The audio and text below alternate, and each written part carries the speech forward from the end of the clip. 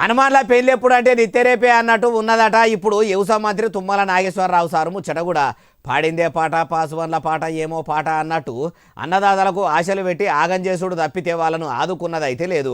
అగో ఏమంటున్నవే బాలన్న అంటారా, మీరే చూడురి. మొన్న మోంతా తుఫాన్తోనే మొత్తం పంటలు వరదల పడి ఖరాబైనోళ్లకు, పంటలు మొత్తము ఆగమైనోళ్లకు షెయి సర్కారు ఎకరానికి అచ్చరాల 10,000 రూపాయలు రైతుల ఖాతాలో వేసి వాళ్ళని ఆదుకుంటామని తుఫాను పోంగనే చెప్పిర్రు.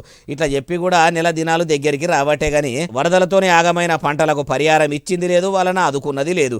ఇప్పుడు మళ్ళా మోంతా తుఫాన్తో మొత్తం 1,15,000 ఎకరాల పంట నష్టమైందని వ్యవసాయ శాఖ ఆఫీసర్లు రికార్డులు తయారు చేసి సెంట్రల్ సర్కారుకు పంపబోతున్నారట. కేంద్ర సర్కారు వ్యవసాయ శాఖ ఆఫీసర్లను కూడా ఓ పారి పంట నష్టమైన బాధితులను పరామర్శించి వాళ్ళ పంటల వివరాలను తీసుకొని పోయి ఇంత సాయం చేస్తే మంచుకుంటుందని ప్రభుత్వానికి కాయిదాలు పంపే పని పెట్టుకున్నారట. అయ్యా వ్యవసాయ మంత్రి తుమ్మల నాగేశ్వరరావు సారు, ఎప్పుడు సారు మీరు పాయమాలు అందించేది? పానం పోయినాక వచ్చి కూడా నష్టపరిహారం చేతుల పెట్టి పోతారా ఎట్లా? ఎద్దేడిచిన వ్యవసము రైతేడిచిన రాజ్యం ఎన్నటికి పోగుపోయేది పొడిగెల్లది. మీరు రైతులను రామగోసలు పెట్టింది చాలు సారు, ఇంకెన్ని గోసలను ఇట్లా పెడతారు?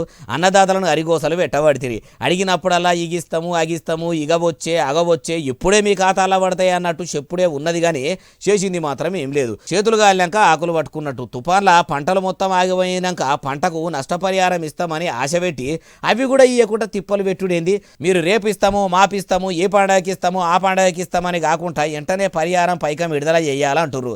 ఇప్పటికైనా మించిపోయింది లేదు, పైకం విడుదల చేసి పుణ్యం కట్టుకోరి, లేకుంటే మార్పు తీసుకొస్తామన్న మీకు ప్రజలు మార్పు చూపెడతారంటుర్రు ఈ ముచ్చటిన్నోళ్ళు.